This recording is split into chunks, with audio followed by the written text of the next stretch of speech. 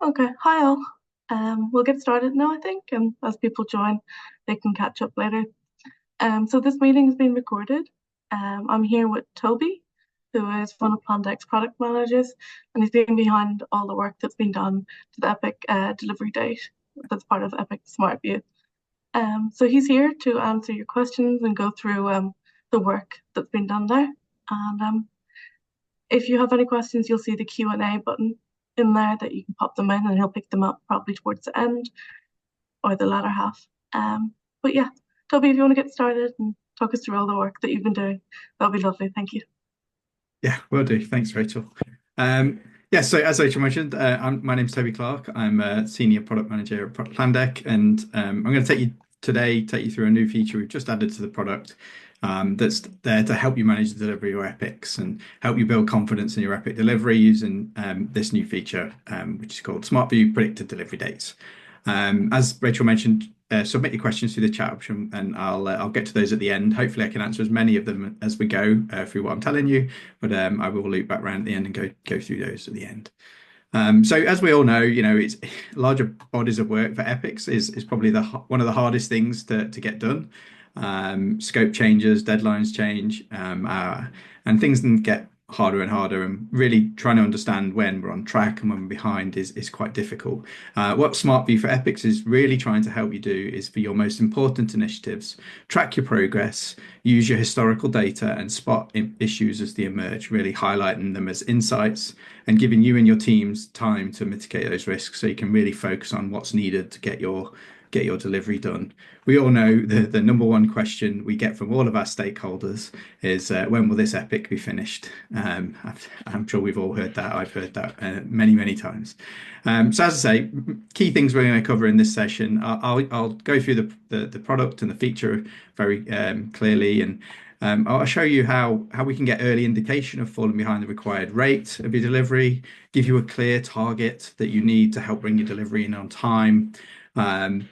Hopefully it's quite straightforward and easy to comprehend and see those risks that are causing those delivery delays, and just give you that clear, useful information that you can use with your stakeholders to show progress, what the options might be, what are the issues, why things might not be going as well as they could be, and really give you the information to justify how things are going and what you might need to change that status. So yeah, let me just share my screen. Share.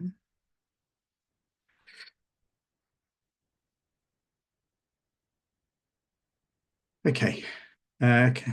Rachel, is that everyone see that okay? I assume so. Yeah, I can see it, so hopefully everyone else can too. Excellent. Right. So I guess the first real most important question before you start really getting into SmartView is which of your workspaces in Plandek should you use to look at this epic, your epic? So the way SmartView for epics works is it shows you all tickets for an epic, the status of those tickets, and includes them in the risk scores and things that are present in the workspace you've selected. So making sure you pick the right workspace is really important. You might ask, which workspace should I use? So what we recommend is using a workspace that includes all of the data for the teams that are substantially working on the epic. So, substantially could be anything from 30 to 50% of the team's time spent on the epic. What we do though is if you were to look at an epic in a workspace and we detect that epic has tickets in another workspace, we present you with this warning message right here at the top. Hopefully you can see that. So we're detecting that. If you click see here, we'll tell you the tickets that are not being shown in this view of your epic. This is quite useful to just make sure that you're looking at all of the data that relates to this epic. If it's a handful of tickets, it might be you have tickets that have been given to another team, maybe a platform team, or it's just a couple of tickets you've asked for a bit of help on, and you don't want to include them in the full analysis because it's just a couple of tickets, but it allows you to keep track of the status of those tickets. If you do want to include them, obviously navigate to a workspace that includes that team's tickets or update your current workspace. So that's the very first question we really need to answer. So what I have here is an example epic that I'm going to go through which has all the tickets in the workspace. So the very first thing at the top, to just give a quick explanation of how to select your epics. Hopefully it's fairly straightforward. This is my selected epic. You can see a little favorite sign there, so I've favorited it. Clicking on the drop down should give you a list of all the epics that are have tickets in the workspace you're working on. So here you can search for particular epics. You can filter the epic list to show you different statuses of those epics. And you can, as mentioned, you can favorite an epic. So you can favorite epics and they move to a shorter list at the top. I find that's quite a useful feature for you personally. So if there's 3 or 4 epics or 5 or 6, whatever that number is, do you want to favorite that you always want to look at first when you're looking at SmartView, use that favorite feature. So yeah, you click on your epic and select it and show SmartView. The other thing to show here is as well, this next and previous button at the top, that helps you cycle quickly through your epics. Rather than going back to the drop-down list each time, you can use that to cycle through your epics and get through them without having to find them all the time. That will go through your favorite ones first. So if you've got 5 or 6 favorites, you start at the top and you want to work your way through, that will help you go through your favorites first. Once you get through your favorites, it'll switch to the rest of the list. Okay. And then the other bit worth pointing out, just before we get into the detail, is story points or tickets. So Plandek will detect whether your epic includes tickets that use story points. If it does, it'll default to using story points for all of the views of SmartView. Now, you may want to see as a one-off in session how your epic looks in just ticket count numbers rather than story point totals. So there is a way in the settings to switch to use it and see it in ticket format. And I'll show you how to change the settings there to allow you to do that. But moving forward then, so once you've decided you've got your epic open, it's in the right workspace, we've got the right number of points. Here's the view of the world that you get. Now, the summary at the top of the page is really designed to give you all those really key information right up front on the status of your epic. So starting at the left, this is the newest part of the feature that we've added. So the estimated delivery date. So this is the date that Plandek's saying, based on your most recent work progress, what date do we think this epic's going to deliver? So this is setting the 11th of January 2025 here, and it's 8 days behind the planned date. You can see on the panel below the planned delivery date. So that's the 3rd of January 2025. And you can see that that's 29 days from today. This estimated date will actually, the color of that will change based on whether you're on track or not. So if you're on track or ahead of plan, it'll be green. Amber if it's between a day and 2 weeks behind. It'll be red if you're more than 2 weeks behind your plan, and it may have no color, especially if you have not got a planned delivery date. So for those of you who don't have a planned delivery date and are just wanted to use the product to give you an estimated delivery date, that's perfectly possible. So you'll still get an estimated delivery date. We just won't grade it in a colored score there. The other things worth pointing out is the information bubbles there. So there is further information about how the methodology works there. So estimated delivery dates there. Planned delivery date, as I said, is there. There are 2 options that you can set in the settings. You can either take that date from your source system, be that Jira or ADO. So we'll pull that from the fields that you keep in those systems. Or you can manage that in Plandek if you want as well. So if you didn't want to change, if you didn't trust the data in your source systems, or you wanted to have something that was just in Plandek, you could set that date in Plandek and we'll track those dates in Plandek for you. And I'll show you how to change that setting specifically later on when we go through the settings part of the page. Okay, moving to the right, we've now got the epic risk score. So this is the overall score for the epic. So this is saying this risk epic's got carrying medium risk, about 54%. And this is an aggregated view of all the individual risks that we have in SmartView. And I'll talk about those individual risks in a little while. So this is saying it's of medium risk of delivery. We've got the epic progress panel here, which gives you a view, at a glance view of how much of the work have I done, how much is in progress, and how much is left to do. And you can also drill down on these information to see a ticket list. So here, for example, here's my tickets in to do. Here's all the tickets I have in progress. and so on. You can drill into those. And I'll talk about how we could drill into the detail of a ticket in a little while as well. Right, moving down the page. So the next part of the page is really to explain how we get to this 54% of risk. What are the things we're detecting? So you'll note from the last iteration of SmartView, we've now separated out the top three risk factors. So these are the three risks that are having the most impact on that 54%. So if we go back to the 54 there, you can see burn up. So this is a new risk that we've just added. So this is saying actually the biggest risk at the moment is actually your delivery rate. You're not getting through things quickly enough as per it's the 11th of January, but it's also, we've put that into the risk score there. So that's making up 61% of that total risk. So you can see for each of the risks, we'll tell you how much of an impact they're having on the total risk score. And then we'll sort them by that order as well. So you know which are the most impactful things you can go and focus on. So, when you come into the page, you can start at the top and work your way down and see if there are things that you can impact as you go.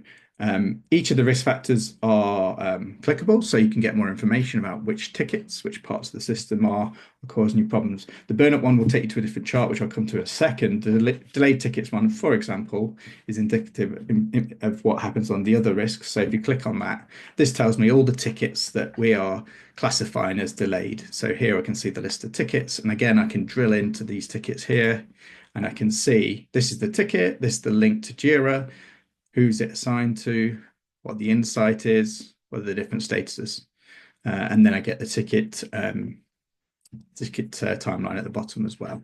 Interestingly, a nice little feature there is I can cycle through each of those tickets that are in that group of delayed tickets using these next and previous tickets at the bottom. So I can go through those and see that. I can acknowledge the insight and say, actually, I'm okay with that. And it won't be shown as new anymore. So that's the risk score factors. We have, there is a list of risk scores in our help system that guide you through. I can give you a quick overview of what's there now. The kinds of things we're monitoring for you are tickets without commits. So if a ticket is been in waiting for a commit longer than it normally would compared on your normal data, we'll flag that as a risk. We have delayed pull requests. So if a pull request is taking longer than it would normally do for your data, again, we'll flag a ticket that has that PR associated with it as that being at risk. Similarly, a ticket that takes longer in a particular status than normal, we'll flag as for a delayed ticket risk. More repositories changed. We will do that kind of flagging as well. More files changed than normal, we'll flag tickets for that. If there are a lot more developers working on tickets, we'll do that. Tickets that have been carried over from one sprint to the next, if you're using a sprint, we'll flag those tickets because they're obviously highlighting some risk. Distractions risk. So if you have a ticket that the team is working on, someone in your team is working on this epic, but they also have another ticket on another epic or another sprint in progress, then we'll flag that that's a distraction risk, that they're working on two things concurrently that may be distracting them from this epic. So it's worth looking into the reasons for that. Quality issues. So if you are creating a large number of bugs for the epic, so if you're building stuff but also delivering bugs at the same time, we'll start to see a little bit of risk because of that. And then if you are using story points, we'll flag tickets that are missing estimations and things like that. Okay, so that's the risks. Again, there is a lot more information in the system that you can access about how the risk score works. So just going back up here, so if we click on this eye, we have an explanation here. And then here at the bottom, there's a link that takes you to this help article here that gives you a view of all the different risks and how they're calculated and how they work. So I'd suggest having a look at that if you want more information there. And if you want to remind yourself how the estimated delivery date works, there's a link to the help as well. Now, so going back to delivery date, so this is the delivery date chart. So this is the chart where it explains the basis of the estimation and really gives you the information you need to understand why you're behind, why you're ahead, and what potential things you can take for that. Estimated delivery date here at the top, this is the date that you saw above, so saying the 11th of January 2025. This chart will show obviously story points against time, And there's some the key fields on this chart. So we've got the blue line, which is your completed tickets. So these are the things that you are completing and the history over time. So you can see it's quite a nice trajectory of completion tickets there.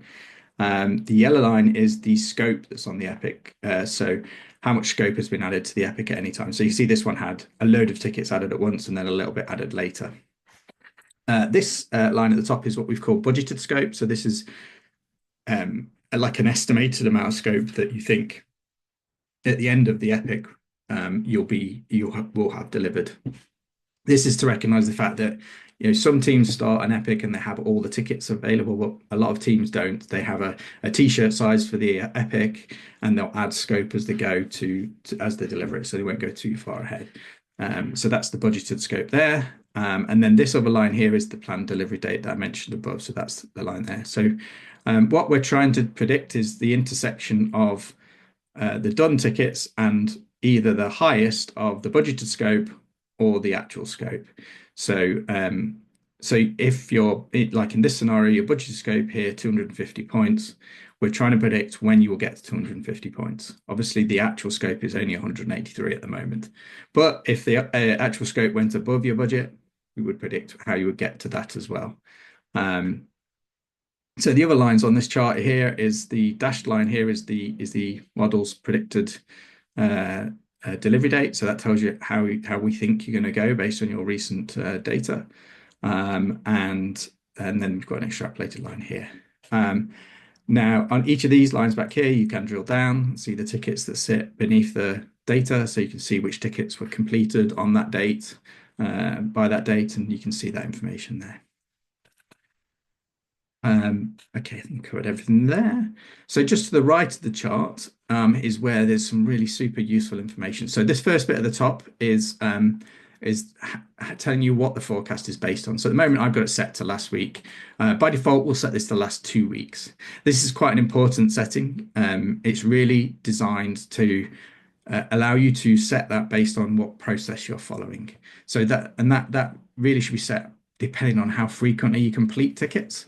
So if you release, every few days, you could set that to weekly or bi-weekly, so 2 weekly. But if you're only doing a release every sprint or every 2 weeks or something like that, you might want to increase that period to 3 or 4 weeks, just to account for that variability in case deliveries move around a bit there. The velocity panel here is really trying to tell you how far behind your team are on the velocity they're delivering against this Epic. So this velocity is the velocity of delivery on the Epic. So this is telling me I'm behind, and that's similar to the fact that I'm not going fast enough to hit my delivery date. This is relaying that information. It's telling me my current velocity is 25 story points, but it's also telling me that it's gone down a bit. So in the previous weekly period, it was 28, so it's gone down 10%. If I click on that card, I can see some more information, and this is where some of the really useful information is for the teams. At the top, we use volatility to measure how predictable this team are on this particular Epic. So you can see here, actually, again, you can click on it and see the calculations associated. If you've used our sprint predictability metric, it's a very similar calculation. So it's really trying to tell you in the last 6 periods of, in this instance, a week, I've got it set to, how predictable has the team been at working on this Epic? Has their amount of work varied a lot or little, or is it fairly stable? So you can see this is saying it's quite high. In the chart below, we're showing how many tickets have been completed in each period. So story points at the top, periods along the bottom. This most recent on the right hand side is the last period. So that is in this period I've got 7 days. So in the last period I've completed 25 story points of tickets on this Epic. So that's what the darker coloured bars show there. The lighter coloured show me what else the team has done. So in this workspace they've done another 4 tickets in that period. So actually they've done quite a lot of work focused on this Epic. But the previous period you can see actually nearly half of the tickets were done on stuff outside of this Epic. So there's an opportunity there for us to focus more on, would have been an opportunity there for us to focus more on this Epic. This orange line is a calculation that tells you what velocity you need to be going on the Epic to hit your due date. So this is telling me actually I need to be going at 30.5 story points per period to actually get to my required delivery date. And you can see that I've not hit it. You see in the previous period, in period 9, we actually were just below it, but we could have hit that required rate if we'd focused a little bit more on this epic. And the same in the previous period, we just about hit our required rate. So that's quite a useful information there to tell you, have you been tracking on progress? Has there been some distractions that has caused the team to not hit the required rate to deliver the epic? And then finally, at the bottom of the page, we've got the takeaway. So the takeaway is really telling you, based on your current rate, assuming you don't change any scope, you're going to hit this date, which is still behind schedule. But if you want to actually hit your predicted due date, actually this is the rate you need to be going at per 1 week, 2 week period, whatever you set in the settings. So this is quite useful information to take into planning sessions and things like that, and to keep the team focused on the epic. If this is the most important epic, make sure you plan enough points in to get this done on time. So that's the velocity drill down. And the next one is the scope drill down. So clicking on here tells me what my current scope is. My budgeted scope is, it's green because I'm under. If I was over, it would be red. And it tells me in each of the periods when I've changed scope, so you can see if things were added. You can drill down on these and see which scope was added in that period. Is that tickets that I should be doing? Should we be challenging that? Is that too much scope? We can get to the information we need to really make a good decision as to whether that scope growth is within the realms of required to hit the delivery of the epic. And the final panel on the right there is the planned date. So the planned date tells you a history of the dates on the planned date on this epic. So you can see this has actually changed 6 times, which may be indicative that the team has replanned and replanned and replanned. So actually, here we can see a history of when the dates were set, and then a history of what those dates were. So actually, you can see between this date and this one, actually they got a little bit more confident to pull the date in, but they've also been pushing it back a little bit here. So again, useful information that you can see what's been happening on the epic. Okay, moving down the page, the last 2 parts of the page really are the people activity page, which we've seen in the previous iteration. So this is telling us by individual how much tickets do they have assigned to them in progress or to do. So you can see if people have got maybe way too many points in progress assigned to them, that kind of information. Again, you can drill down and see what those tickets are. And then the final part of the page is the ticket list. So this gives you a full list of the tickets in the epic.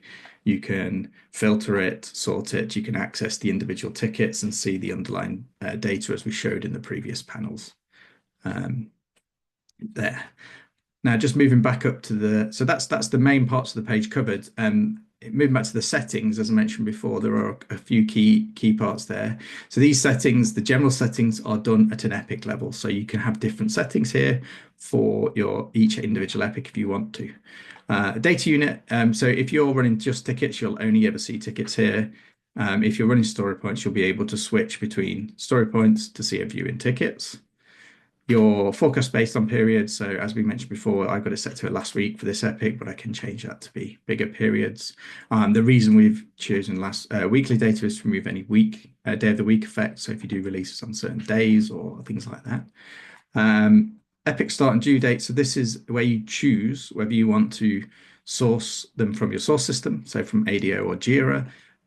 So this slider here is slid off, so I've got it managed in Plandek. So here you can see the dates that I can change and set them in Plandek there.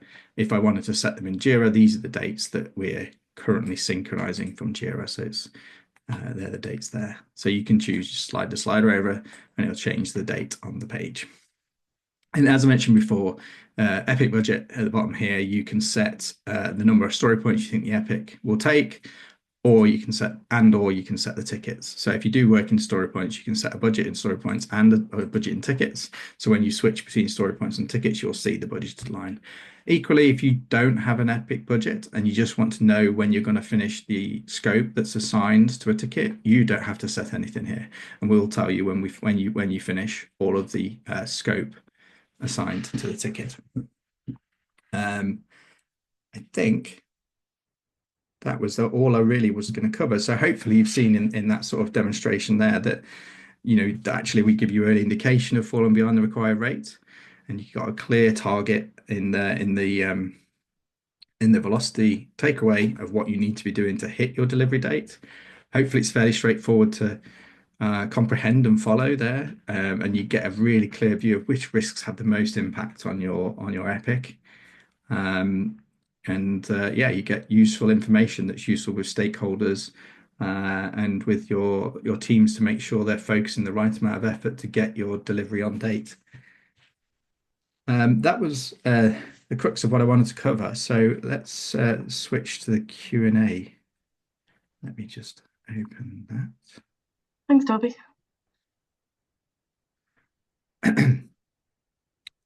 So first question I can see is time of year.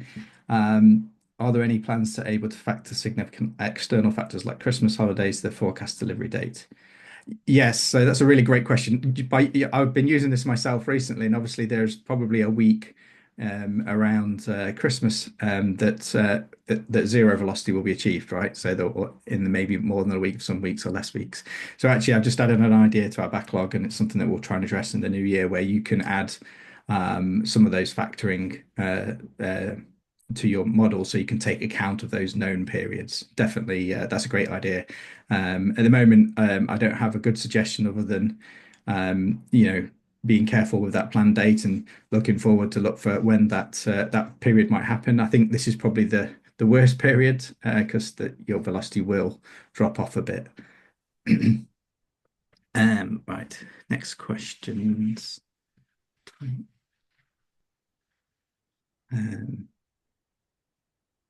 Does this tool take account time box tickets spikes when dealing with timelines? Time box tickets. So yeah, so it doesn't take a time box ticket. So it's based on either a story point size or a number of tickets. So if you had a time box ticket, you would, the best way I would recommend to deal with that is to give a indicative story point score that would be comparable to the time that you're looking to take on it. No, so and the last question I can see there is tracking projects. Oh, some more questions coming through. Sorry. So tracking projects that span multiple epics, not at the moment. Definitely on our roadmap. We really want to look at initiative levels, so the level above epics. So be able to give you, information about how they're on track or behind, and that's something our roadmap for next year. Similarly for capacity plannings, so we are looking at scenario modeling as well. So being able to see if I give different assumptions to the model, what delivery date might I hit, and allow you to really work out when things might happen in a more holistic fashion.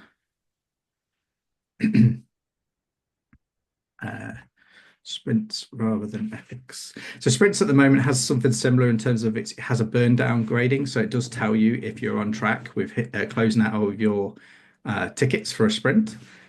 So we do that within a sprint. So we look for your progress at any point with the sprint, but we'll certainly be looking at how we can use this capability more widely. Oh, budgeted story points. Yeah, so budgeted story points. I like a t-shirt size. So when you first look at an epic and you think this epic is similar to maybe another epic you've delivered recently, or maybe not, you could add more. You can add up and say this epic is around 250 points. So what we use for that is that it is really to help you and help us work out when you're going to finish. So if you didn't set let me show you, should be able to show you actually. If I take my budget off here, for example, the way the budget epics work is if I take the budget away, we will predict when you finish all of the known scope. So that known scope, so you see now my model is now telling me when I'll finish that known scope, but actually budgeted, but what the scope that's known about the epic may not be the entirety of the scope at that point in time. So we recognize that scope evolves through the life cycle of an epic. So we give you the opportunity to give an estimated final total scope that we can model for you. Okay, next question. So the velocity is based on the epic, specifically on the epic, and not the rest of the work the team's been doing. So it's based on how much work the team has been doing on this epic. in that period of time. So just to clarify on that, Toby, the reason you give that view is just for the possibility of adjusting your velocity in future weeks, is it? Yeah, exactly. Yeah. So this, I've used this in a few different epics myself, and I find it really useful when I was explaining to my stakeholders, we were a little bit behind the required rate. I was explaining, look, you can see quite clearly the effect that the team's not too inconsistent with their velocity, but actually another important piece of work came in and distracted us for a while. So you could see very clearly that the work focus on this epic that was a little bit behind was distracted by the extra work. So this view is really to give you an indication of how achievable your plan is. So if the total velocity done by a team was always below the required epic velocity, your options then become quite small because you could never go fast enough to hit the date on that epic. So then you only have a choice of extending the scope or extending the date or reducing the scope of the epic to get it in near the current planned expected delivery date. But if the team has been delivering story points fast enough to get the required rate, then you have the opportunity to go and ask to remove those distractions and actually increase focus on this single epic. Thanks, Toby. Okay. Hopefully that was helpful. Hopefully that made sense. I'm happy to answer questions afterwards via Rachel, I'm sure, for people who have that connections. If there are, is there a way to set up the dashboard to monitor the progress of multiple teams? Yes. So on the roadmap. So next year we are looking to give you that view of multiple epics. So be able to see in a workspace how many epics I have in progress, which epics are at risk, which ones are on track, that kind of information. So there'll be definitely some big things to come on that next year. And the last question, I think it's very similar to what I think I just covered around velocity. So it's the most recent based on your settings. So the period settings that we mentioned there. So based on the forecast, based on period. So last week, last 2 weeks, last 3 weeks, it's using the velocity. So when I say velocity, I mean it's like the number of tickets delivered in that period on this epic, and it's a rolling window as well. So if you're halfway through a sprint, it doesn't count half of the sprint; it counts the last 2 weeks. So it's a rolling velocity calculation. So I think, Rachel, we've covered all of those questions. I just wanted to go back to the last question before that, where I was looking at multiple teams collaborating on an epic. So my assumption on that, and you can correct me if I'm wrong, Toby, but you could set up a workspace Oh, that has the yes. boards across multiple teams. I think I misread the question. Yes, yes. So if you were to look, so if you had two teams working on a single epic, you could look at it in a workspace that includes both those teams, and it will count the work that both those teams are working on in that epic. So SmartView will give you a view of both of those teams working on that epic. And when you look on the velocity chart here, this total available velocity will be the total of both teams, not just one team. It'll be the total in that workspace. If that makes sense. Thank you, Rachel. Sorry, I misread that question. No problem. Hopefully that answered the question. Hope so. Okay. I think that's all the questions. If there's no more, I don't think, Rachel.